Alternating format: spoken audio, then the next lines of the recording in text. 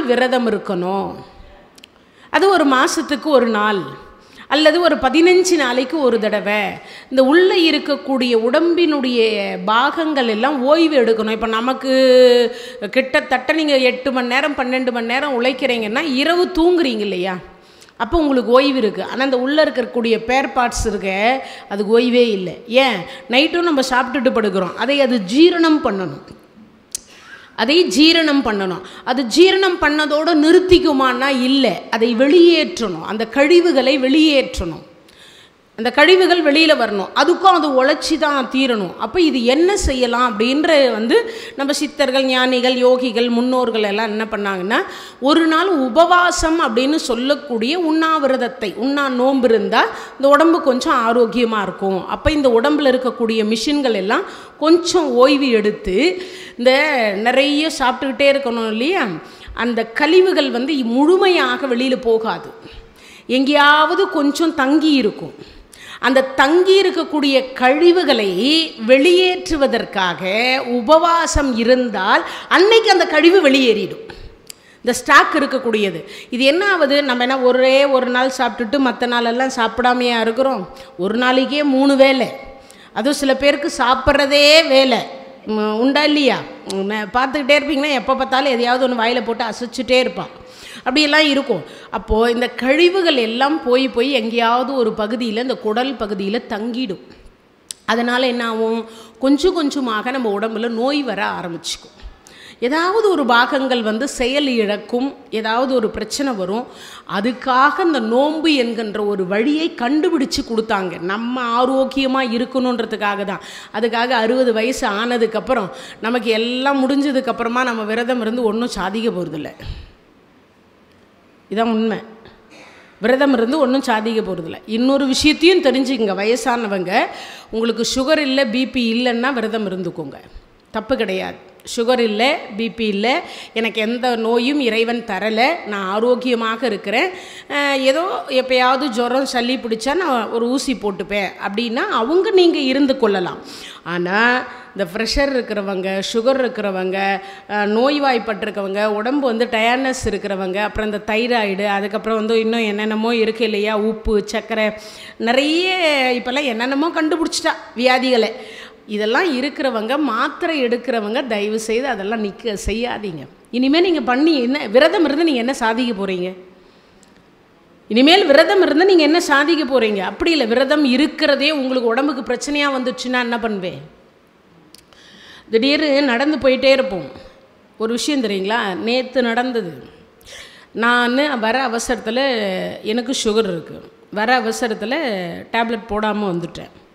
நேற்று பேசி முடிச்சுட்டு சாப்பிட்டுட்டு கிராசிங் ஆகிற லைட்டாக அண்ணன் வண்டியில் ஏறியாச்சு, அந்த ஆர்ச்சை கிராஸ் ஆகிற தலை சுத்தல் வருது. ஏன்னா தொடர்ந்து 2 மணி நேரம், அதில் என்னன்னா அந்த 2 மணி நேரமும் நான் பிரேக்கப்பில் லைட்டாக கொஞ்சமாச்சும் தண்ணி எடுக்கணும். அது என்னென்னு கேட்டால் நான் தண்ணி எடுக்கலை.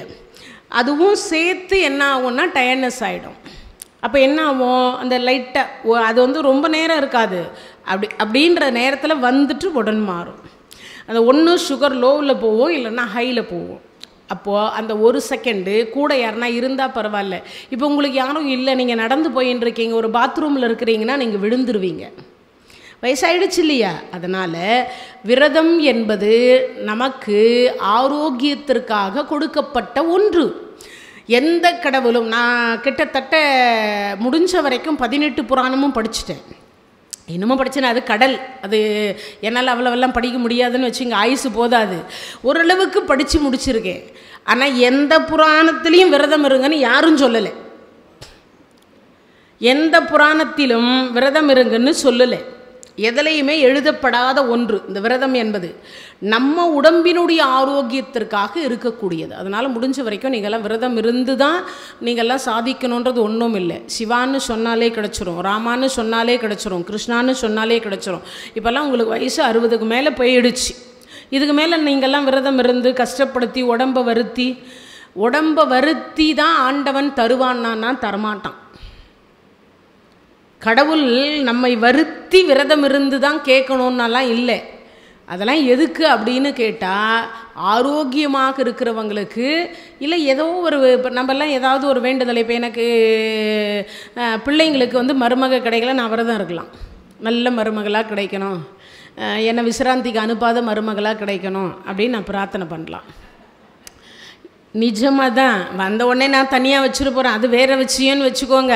ஏன்னா இப்போ யாரும் ஒன்றெல்லாம் வச்சுட்டெல்லாம் பண்ணவே முடியாது. நான் ஒன்று சொன்னால் அவள் ஒன்று சொல்லுவா, அதெல்லாம் நடைமுறைக்கு வராது. எதுக்கு இதை சொல்கிறேன்னா, நான் விரதம் இருக்கலாம், ஆனால் நீங்கள்லாம் விரதம் இருந்து ஒன்றும் ஆக போகிறதில்ல, எல்லாம் கடந்து வந்துட்டீங்க. இப்போ இருக்கக்கூடியது உங்களுக்கு ஒன்றே ஒன்று, என்ன தெரியுமா? இறை நாமம் சொல்லணும், சந்தோஷமாக இருக்கணும். இருக்கிற வரைக்கும் இறை நாமம் சொல்லுங்கள். இருக்கின்ற வரைக்கும் உங்களுக்கு தெரிஞ்ச தேவாரம், திருப்புகழ் எதெல்லாம் உங்களுக்கு தெரியுமோ அதெல்லாம் சொல்லுங்கள். ஒன்றுமே எனக்கு தெரியாதுன்னா கிருஷ்ணா, ராமா, கோவிந்தா ஏதோ ஒன்று சொல்லுங்கள். ஏதோ ஒன்று உங்களுக்கு வாய்க்கு என்ன வருதோ அதை சொல்லுங்கள். அதை சொன்னாலே இறைவன் நம்மக்கிட்ட வந்துடுவார், அவ்வளவுதான். இப்போ உங்களுக்கு வந்து ஓய்வு காலம், உழைச்சாச்சு, எல்லா கடமையும் முடிச்சாச்சு, இப்போ ரெஸ்ட் எடுக்கிறீங்க. இப்போ ரெஸ்ட்டு கிடையாது, இறைவனுக்காக அந்த நேரத்தை நீங்கள் ஒதுக்கிக்கணும், அவ்வளவுதான் உங்கள் வாழ்நாளில். ஏன்னா அடுத்து பிறவி என்ன பிறக்க போகிறோமோ தெரியலை. பேசாத பிறவியாக இருக்கலாம், இல்லை கூனாக இருக்கலாம், குருடாக இருக்கலாம், செவிடாக இருக்கலாம், இல்லை பாம்பாக இருக்கலாம், பள்ளியாக, எவ்வளவோ விஷயங்கள் இருக்குது. அதெல்லாம் தாண்டி நம்ம வரக்கூடிய ஒரு விஷயம் அப்படின்னா அது இது. அதனால் முடிஞ்ச வரைக்கும் விரதம் இருந்து நீங்கள் கீழே விழுந்து இல்லை மயக்கம் அடிச்சோ, இல்லை உங்களுக்கு வந்து அதனால் ஒரு பிரச்சனையை உற்பத்தி பண்ணியோ உங்கள் உடம்பை வருத்திக்காதீங்க. முடிஞ்ச வரைக்கும் எல்லாருக்குமே சொல்கிறேன், முடிஞ்ச வரைக்கும் விரதம் என்பது ஆரோக்கியமாக இருக்கக்கூடிய 60 வயசுக்கு உட்பட்டவங்களுக்கு, 60 வயசு மேலே இருக்கிறவங்களுக்கு எந்த விரதமும் கிடையாது. ராவுகாலம் கிடையாது, யமகண்டம் கிடையாது, கிருத்திகை கிடையாது, அமாவாசை கிடையாது, பௌர்ணமி கிடையாது, ஒன்றும் கிடையாது, எதுவும் கிடையாது. Only one. எழுந்தோமா, இன்னும் கூட சொல்கிறேன், 365 நாளும் குளிக்கணும்னு கூட அவசியம் கிடையாதான். இந்த உடம்பு அழுக்கு, மேலே இருக்கக்கூடிய அழுக்கை வெளியேற்றுவதற்கு தான் சித்தர்கள், ஞானிகள் யார் குளிக்கிறா? மழை பெஞ்சா அந்த இடத்துலேருந்து ஒழுகிற தண்ணி தான் அவங்க குளித்தாங்க, உண்டா இல்லையா? அதனால் 365 நாளும் குளிச்சுட்டு ஜலதோஷம் பிடிச்சி அச்சுன்னு தும்பிட்டு, சளி, எனக்கு ஜலதோஷம், எனக்கு தைராய்டு, எனக்கு வந்து ஆஸ்மா, எனக்கு இன்னும் என்னென்னமோ இருக்குது, டிபி என்னென்னமோ இருக்குது, அந்த மாதிரி வியாதியை வர வச்சுக்கிறத விட உடம்பை நல்லா டவல் வச்சு தொடச்சிட்டு ஆரோக்கியமாக இருக்குது. எழுந்த உடனே கை கால் பல்ல தேய்ச்சுமா, கை கால் முடிஞ்சு குளிக்கிறதுக்கு உங்களுக்கு உடம்புல தெம்பு இருந்தால் குளிச்சுக்கோங்க. சொல்கிறது புரியுதா? ஏன்னா வயசாகிடுச்சு, ஏன்னா நம்மளை பாரம் தாங்க முடியாமல் தான் இங்கே கொண்டு வந்தே விட்டுருக்கா. இவாளுக்கெல்லாம் என்ன பணிவிட செய்கிறது அப்படின்னு கொண்டு வந்து இங்கே விட்டுருக்கா. இங்கேயும் நம்மை வருத்தி நான் இப்படி தான் இருப்பேன், இப்படி தான் சண்டை போடுவேன், நல்லா சண்டை போட்டு நம்மக்கிட்ட நம்மளே சண்டை போட்டுக்கிட்டு நான் குளிச்சுட்டு தான் சாப்பிடுவேன்பா சில பேர். வயசாகிடுச்சுன்னா அதெல்லாம் பார்க்க முடியாது. குளிச்சுட்டு தான் சாப்பிடுவேன்னு, எனக்கு 10 நாள் ஜுரம், நான் குளிச்சுட்டு சாப்பிடுவேன்னு இருந்தால் என் உடம்பு என்ன ஆகும்? நான் அடுத்த நாள் சொற்பொழிவுக்கு போக முடியுமா? முடியாது இல்லையா? அதனால் வயது என்பது, வயோதிகம், மூப்பு என்பது நம் உடம்பை பொறுத்தது. அந்த உடம்பு நன்னா இருக்கணும் அப்படின்னா, இன்னொன்று என்னென்னா, படுத்த படுக்கையாக இருந்தாலும் செய்கிறது பணமே கொடுக்கலாம், மனமும் இருக்கலாம், இருந்தாலும் அடுத்தவர்களுக்குன்னு ஒரு தொந்தரவு கொடுக்கின்ற பொழுது, அடுத்தவங்க நம்மளை தொட்டு ஒரு பணிவிடை செய்கிற பொழுது மனசு கொஞ்சம் வலிக்கும். இந்த மாதிரிலாம் நம்மளை கடவுள் கஷ்டப்படுத்துகிறானேன்னு அவங்க செய்கிறதுக்கு சரி. ஆனால் நம்ம இந்த உடம்பை பார்த்து என்ன நினைப்போம்? நம்மளை நொந்துக்குவோம், மனவேதனை உற்பத்தி ஆகிடும். அதுக்காக இதெல்லாம் வேண்டான்னு சொல்கிறேன். அதனால் ஒரு கிளாஸ் எடுத்தாச்சு. அதனால் இப்போ நம்ம தலைப்புக்கு போயிடலாம். நீங்கள் 5 வயசில் இருங்க, 50 வயசில் இருங்க. நாங்கள் சொற்பொழிவாளர். நான் கிட்டத்தட்ட பிரதோஷ காலத்தில் சிவராத்திரி அப்போ எல்லாம் வந்து 2 நாள் சாப்பிடவே மாட்டேன். ஏகாதசி, வைகுண்ட ஏகாதசிக்கு 2 நாள் சாப்பிட மாட்டேன். இதெல்லாம் இருந்தோம் ஒரு காலத்தில். ஆனால் இப்போ எனக்கு நோய், சுகருன்னு ஒன்று கொடுத்துட்டான். இப்போ என்னால் நான் விரதம் இருக்கணும்னு ஆசைப்பட்டாலும் இருக்க முடியாது. அப்படி இருந்தேன்னா நான் தான் போய் ஹாஸ்பிட்டலில் படுத்துக்கணும், நான் தான் ஹாஸ்பிட்டலில் படுத்துக்கணும். அப்போ என்ன பண்ண முடியும்? முடியாது இல்லையா? அப்போது நம்ம குடும்பத்தை கவனிப்பது, அதனால் நமக்கு காலம் விரயமாகிறது. அதனால் உங்கள் உடம்பனுடைய ஆரோக்கியத்தை பொறுத்து இருந்துக்கோங்க, அதுதான் ரொம்ப சிறப்பு. சரி, இப்போ தலைப்புக்கு போயிடலாம். உங்கள் எல்லாருக்கும் தெரியாத விஷயமே இல்லை. நீங்கள்லாம் ஏன்னா என் வயசை தாண்டி தான் நீங்கள்லாம் வந்திருக்கீங்க. நீங்களும் உங்கள் அனுபவத்தில் எவ்வளோ பார்த்துருக்கலாம். ஆனால் அதெல்லாம் இப்போ என்னன்னு கேட்டால், அந்த மனசு ஏற்றுக்க மாட்டேங்குது. அட்வைஸ் பண்ணாலும் ஏற்றுக்க மாட்டேங்குது. அட்வைஸ் பண்ணால் கூட ஏற்றுக்க மாட்டேங்குது. அது என்னென்னா, பக்கத்தில் இருக்கிறவங்க, நமக்கு சம வயசில் இருக்கிறவங்க சொன்னால் ஏற்றுக்காது. ஆனால் இப்போ எங்களை மாதிரி யாராவது வந்து உட்காந்து சொல்லும்போது, சரி நம்மளை கொஞ்சம் திருத்திக்கணும் அப்படின்ற ஒரு எண்ணம் வரும்.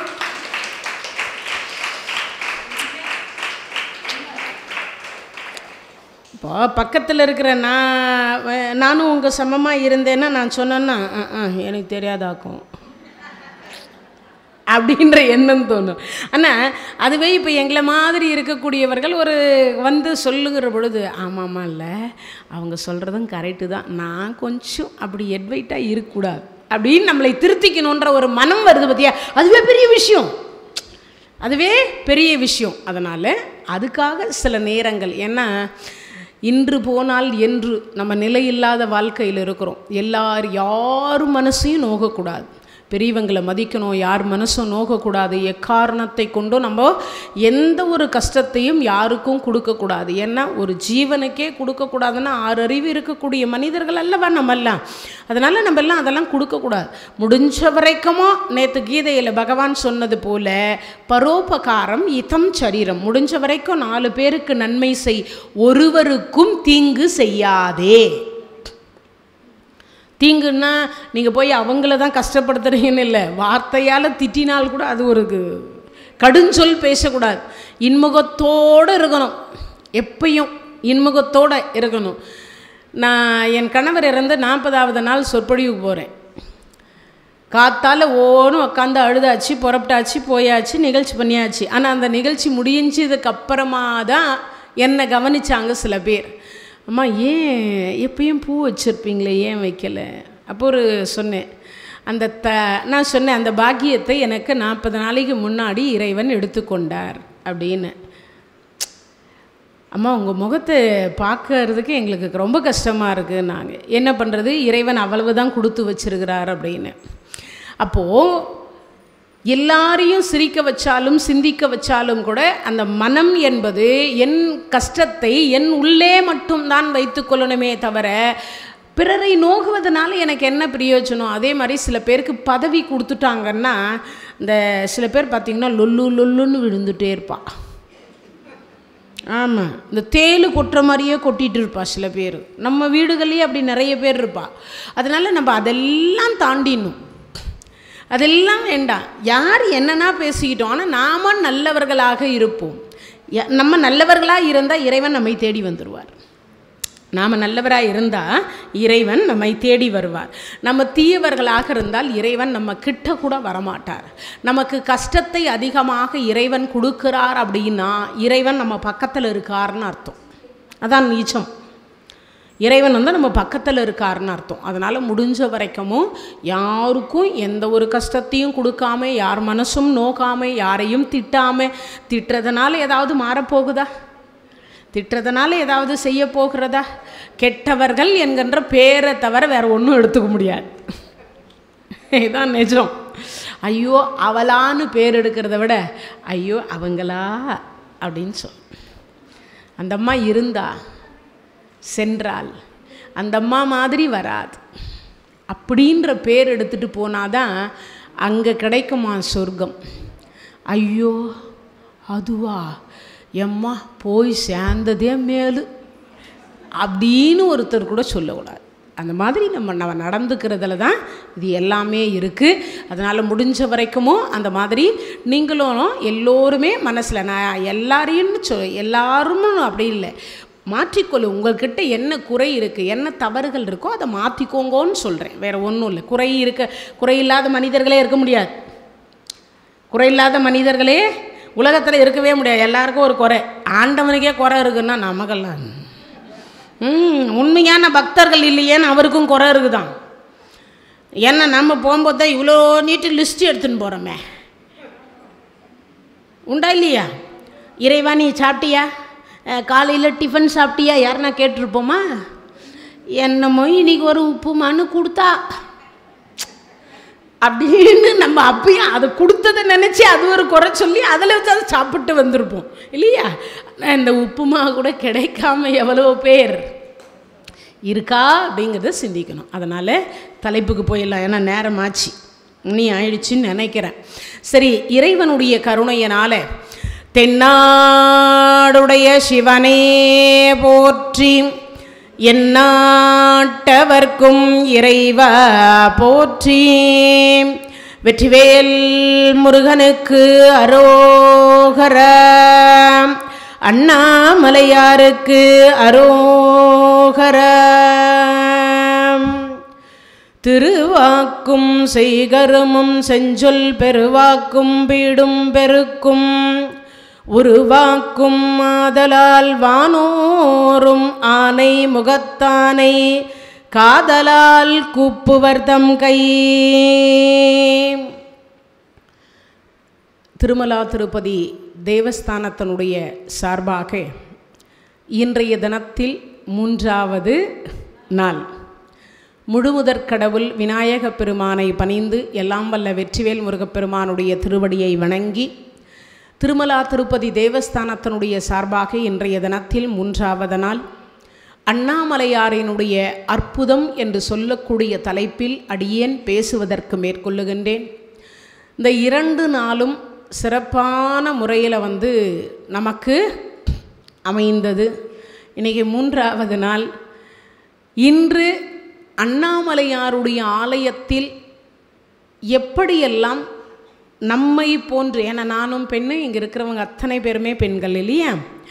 அதனால் அந்த பெண்களில் எவ்வளவு சிறப்புக்கு உரியவர்கள் எல்லாம் இருந்திருக்கிறார்கள், எப்படியெல்லாம் கோயில் கட்டியிருக்கிறார்கள், எப்படி வாழ்ந்திருக்கிறார்கள், அப்போது அந்த காலத்தில் கூட இப்படி பெண்கள் தொண்டு செய்திருக்கிறார்களா என்கின்ற விஷயத்தை எல்லாம் நாம் இன்றைக்கி தெரிந்து கொள்ளலாம். முடிஞ்ச வரைக்கும் அண்ணாமலையாரனுடைய அற்புதம் என்ன என்ன நம்மெல்லாம் நிறைய விஷயங்கள் கேள்விப்பட்டிருப்போம், நிறைய விஷயங்களை பார்த்துருப்போம், நிறைய விஷயங்களை நாம் எல்லாருமே செய்தும் இருப்போம். ஆனால் நம்மை விட நிறைய பேருக்கு ஒரு மனசில் என்ன இருக்கும், என்ன மாதிரி யாராலையும் விரதம் இருக்க முடியாது, என்ன மாதிரி யாராலையும் பக்தி செய்ய முடியாது, என்ன மாதிரி யாராலையும் சமைக்க முடியாது, என்ன மாதிரி யாராலும் நிர்வாகத்தை நடத்த முடியாது, என்ன மாதிரி அது செய்ய முடியாது இது செய்ய முடியாதுன்னு நிறைய பெருமை பேசி கொண்டிருக்கிறோம். நம்மை நாமே புகழ்ந்து கொண்டால் தற்கொலைக்கு சமம். நான் சொல்லலை, எங்கே சொல்கிறா? பாரதத்தில் ஒரு இடத்துல சொல்கிறார் பகவான், தன்னைத்தானே புகழ்ந்து கொண்டால் தற்கொலைக்கு சமம். 17வது நாள் யுத்தம் என்று சொல்லக்கூடியதில் சொல்கிறார். 17வது நாள் யுத்தத்தின் பொழுது சொல்கிறா. என்ன சொல்கிறா? கர்ணனை கொல்லலை, கர்ணனுக்கு பானமை நிறைய தொடுத்துட்டார். அப்படி பானம் நிறைய தொடுத்ததற்கு பிறகு பார்த்தீங்கன்னா, ஆனால் கர்ணன் ஆப்போசிட்டில் இருந்து நினைக்கிறா. என்ன நினைக்கிறா அப்படின்னா, அவர் மனசில் நினைக்கிறார், இன்று இவன் கையால் நான் மாலை போகிறேனா இல்லை என் கையால் அவன் மாலை போகிறானா, என் தம்பி அர்ஜுனன் கையால். ஏன்னா கர்ணனுக்கு தெரியும் யார் அர்ஜுனன் தம்பி என்பது தெரியும், ஆனால் அர்ஜுனனுக்கு தெரியாது. அதனால் இப்போது இவர் நினைக்கிறார், மனசுக்குள்ளே என்ன தோணுது அப்படின்னு பார்த்தீங்கன்னா, நினைக்கிறார் நம்ம தம்பின்னு நினச்சி பார்ப்போமே. கர்ணன் நினைக்கிறார் தம்பின்னு. இந்த தம்பின்னு நினச்ச உடனே தர்மராஜா முகமாக தெரிகிறது கர்ணனுடைய முகம் அர்ஜுனருக்கு. ஏன்னா 2 பேரும் ஒரே அச்சி, யமதர்மராஜாவினுடைய அச்சி. யமதர்மராஜாவினுடைய சொரூபத்தின் மூலியமாக தர்மராஜா பிறந்தார். யமதர்மராஜாவினுடைய அப்பா சூரிய பகவான், சூரிய பகவானுடைய மூலியமாக கர்ணன் பிறந்தான். 2 பேரும் அப்பா புள்ள வேறு வேறு வித்தியாசமாக இருக்க முடியுமா? ஒரே சாயல் தானே வரும். இந்த முகம் பார்க்கிற பொழுது அப்படி இருக்குது, இந்த முகம் அப்படி இருக்குது. அந்த முகம் அப்படி இருக்கிறதுனால இவருக்கு என்ன தோணுதுன்னா, அந்த துரியோதனை தர்மராஜாவை கொல்லும் பொருட்டு நம்ம கையாலேயே நம்ம அண்ணனை கொல்லும் பொருட்டு கொண்டு வந்து ஆப்போசிட்டில் நிறுத்தி வச்சிருக்கிறான் அப்படிங்கிற எண்ணம் வந்துட்டுது. இந்த எண்ணம் வந்த அடுத்த வினாடி பார்த்தார் கிருஷ்ணா, சாரதி யார்? பகவான் தானே சாரதியாக இருக்கிறார். கிருஷ்ணா தேரை பாடித்துறைக்கு ஓட்டு, பாசறைக்கு ஓட்டுன்னார். அப்படின்னா என்ன அர்த்தம்னா, அந்த யுத்தகலம் முடிஞ்சு ஓய்வு எடுக்கிற இடம் அந்த இடம். ஏற்கனவே கர்ணனுடைய பானத்தினால தர்மராஜா அங்கமெல்லாம் பானம் பட்டு உடம்பெல்லாம் புண்ணாகி தான் போய் படுத்துட்டுருக்கார். சரி, இப்போ அவர்கிட்ட போன உடனே தர்மராஜா அங்கே இருக்கிறாரான்னு நான் பார்த்துட்டு வந்து தான் யுத்தம் செய்வேன்னு கிருஷ்ணர்கிட்ட ஒரு கேள்வி கேட்குறார். எதிர்த்தாப்பில் இருப்பது, எதிரில் இருப்பது கர்ணனா அல்லது தர்மனாவா? இந்த குட்ட குழப்புவாதி ஒருத்தர் இருக்கார். அவர் யார்? நம்மால் தான், பகவான் எம்பெருமான். இந்த வாயை வச்சுட்டு சும்மா இருந்திருக்கணுமா இல்லையா? அவர் சொல்கிறார், குந்தி மகனே கர்ணன் தான். ஆப்போசிட்டில் யுத்தம் பண்ணுற அர்ஜுனரும் குந்தி மகன், ஆப்போசிட்டில் எதிரியாக இருந்து யுத்தம் செய்யக்கூடிய கர்ணனும் குந்தி மகன். இப்போ டவுட்டு கிளியராக வருமா வராதா? குந்தி மகனே கர்ணன் தான்னார், அடித்து சொல்கிறார். அப்போ சொன்ன உடனே சந்தேகம் வந்துச்சா? இப்போ சந்தேகம் வந்த உடனே பார்த்தார், இவரும் என்னமோ குந்தி மகனேன்றார், அவரும் குந்தி மகனேன்றார். எதுக்கு இந்த பிரச்சனை? தர்மண்ணாவை பார்க்காம பானம் போட மாட்டேன்னு பாசறைக்கு போயிடுச்சு தேர். அப்போ தேர் அங்கே போன உடனே பார்க்குறார், தர்மராஜா உள்ளே இருக்கிறார். உள்ளே இருந்துக்கிட்டே அர்ஜுனன் வர்றதை பார்த்துட்டு, கர்ணனை கொன்று விட்டான் போல் இருக்கின்றது சந்தோஷத்தில் கேட்குறார், அர்ஜுனா கர்ணனை கொன்று விட்டாயா? இல்லைண்ணா. ஏன்? இல்லை, உங்கள் முகமும் அவர் முகமும் ஒரே மாதிரி தெரிஞ்சுது. நீங்கள் இருக்கீங்களான்னு பார்த்துட்டு அப்புறம் போய் பானம் போடலான்னு நினச்சேன்னார். நீயும் கெட்டாய், உன் காண்டீபமும் கெட்டதுன்னார். காண்டீபத்தை படித்தவர்களை கொல்லுவேன்னார். ஏற்கனவே சபதம். யார்? அர்ஜுனர். இப்போ வில்ல விளைச்சி நானை பூட்டி தர்மராஜா கழுத்துக்கு பானத்தை விடுறார். விடுறதுக்கு அப்படி குறி பார்க்குறார். பகவான் சொன்னார், இது என்னடா எதிரி மேலே பானம் போடுறான்னா, இங்கே வந்து அங்கே தான் தர்மராஜா மாதிரி தெரிஞ்சுன்னு இங்கே உண்மையான தர்மராஜா மேலேயே பானம் போடுறதுக்கு எடுத்துக்கிட்டியே அர்ஜுனா, உனக்கு என்ன பைத்தியமானார். கிருஷ்ணா, என் காண்டீபத்தை பழித்தவர்களை நான் கொல்லுவேன்னு தெரிஞ்சிருந்தும் எங்கள் அண்ணா இப்படி சொன்னார், அது நியாயமா? இப்போ என்ன, உங்கள் அண்ணாவை கொல்லணும் அவ்வளவுதானே? பெரியவர்களை நீ வா போ அப்படின்னு பேசினா அவங்களை கொலை செய்த பாவம் உனக்கு வந்துடும். ஆனால் இன்றைக்கி ஒட்டு மொத்தமாக எல்லாம் அப்படி தான் பேசுகிறான். ஏ பெருசு, வா உட்கார், இருப்பியா போடுவியா, அப்படி தான் பேசுது. எல்லாம் அப்படி தான், நீ வா போ. ஒரே ஆள் இல்லாமல், அது மட்டும் இல்லை, வீட்டுக்கார கூட இப்போ டே வாடா உட்கார்ற, இருப்பியா போடுவியாடா, அப்படி தான் எல்லாம் பேசுகிறா. இந்த டிவி சீரியலை பார்த்து பார்த்து பார்த்து பார்த்து பார்த்து பார்த்து எல்லாம் வீட்டுக்காரை கூட அப்படி தான் பேச ஆரம்பிச்சிட்டா. யாரும் இப்போ வாங்க போங்க மாமா மச்சான் அதெல்லாம் யாரும் இப்போல்லாம் கிடையாது. நிறைய அந்த மாதிரி மாறி போச்சு. அது மட்டும் இல்லை, ஆணுக்கு பெண் சமம், நீயும் சம்பாதிக்கிறேன் நானும் சம்பாதிக்கிறேன், அந்த மாதிரி மாறிட்டான். அப்போ இங்கே சொல்லுகிற பொழுது சொல்கிறார், இவர் சொன்னார், நீ எந்த இடத்தில் இதுவரைக்கும் யுத்தம் செய்திருக்கிறாய்? தர்மன்னான்னு சொல்லணும். தர்மரே நீன்னு போட்டாவே முடிஞ்சு போச்சு, அவரை கொலை பண்ணது பாவம் நம்ம வந்துடும். நீ இதுவரைக்கும் எந்த இடத்தில் யுத்தம் செய்திருக்கிறாய்? நீ கை காட்டிய இடத்துல எல்லாம் நாங்கள் தானே போய் சண்டை போட்டிருக்கிறோம், நீ வா போனார். இப்போ என்ன பண்ணார், அந்த பானத்தை கழுத்துக்கு வச்சுக்கினார். அவர் கழுத்துக்கே. ஏண்டா வயிற்று வலி போய் திருகு வலி வந்துச்சு, திருகு வலி போய் தலைவலி வந்துக்குதடா. இப்போது அங்கே என்னடான்னா கர்ணன் மேலே பானம் போட மாட்டேன்னு, இங்கே என்னடான்னா தர்மராஜா மேலே பானம் போடுறேன்னு வந்தேன். தர்மராஜா மேலே போடாதன்னு சொன்ன உடனே இப்போ உன் கழுத்துக்கே நீ பானம் வச்சுக்கினேன், உனக்கு என்ன பைத்தியமா? இல்லை கிருஷ்ணா, இதுவரைக்கும் பிறந்ததிலிருந்து எங்கள் அண்ணாவை நீ வா போன்னு நான் பேசினதே இல்லை.